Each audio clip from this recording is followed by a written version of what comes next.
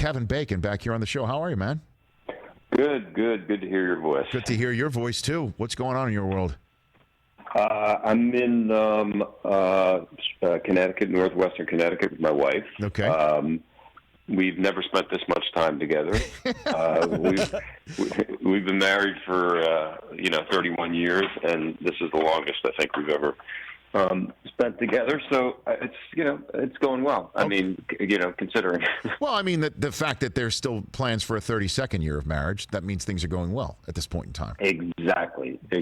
Just got. Yeah. I mean, we all know. Again, your charity is 6degrees.org. You know, there has been words about trying to be 6 feet of separation. Right? Do you see where I'm going right now, Kevin? I think you're putting the sixes together. I'm putting this whole world together. Have you been spending any time in your quarantine just flipping on TV and seeing some of these old sporting events from back in the day, back in your youth? Maybe have you checked anything out? Anything pop on your screen that you're like, oh gosh, I forgot about all that? Well, I couldn't get enough of The Last Dance. I mean, I was kind of like, it was the type of thing where, Kira wasn't really all that interested in it, and so I was watching it. I was watching it by myself, so it wasn't the thing that we would sit down after dinner and share together. But yes. I didn't want it to end. I got to the point where I was, I think, was it 8 episodes or something? I got to like the second to last episode. I was like, now what am I going to do? I know, right?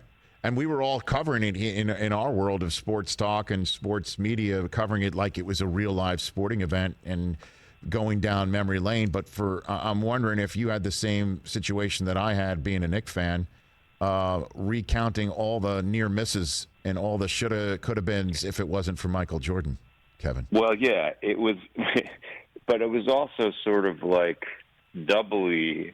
Like I was texting with a friend and I said, "This is a rough episode." but then it kind of came, and I sort of got over it, and then it kind of came back to and hit me, seeing how great Reggie Miller was, and then I was thinking about Reggie in the Garden, and anyway, but it was something else, And I guess I don't know. I was just great documentary filmmaking is just something special.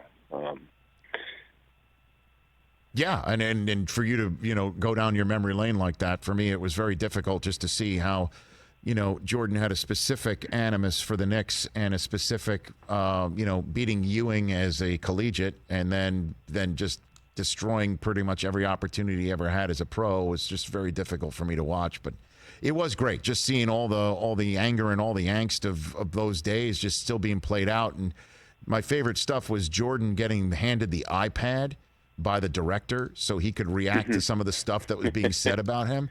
And you didn't want to be that person on the iPad. You just didn't want to be that person. No, I know. You could just see his eyes start to light up. I have to say, though, speaking of Ewing, I thought, Patrick didn't get a lot of screen time, but I thought he handled it with a lot of grace. Hey, you watched all the way to the end. Thanks for that. Watch more right here.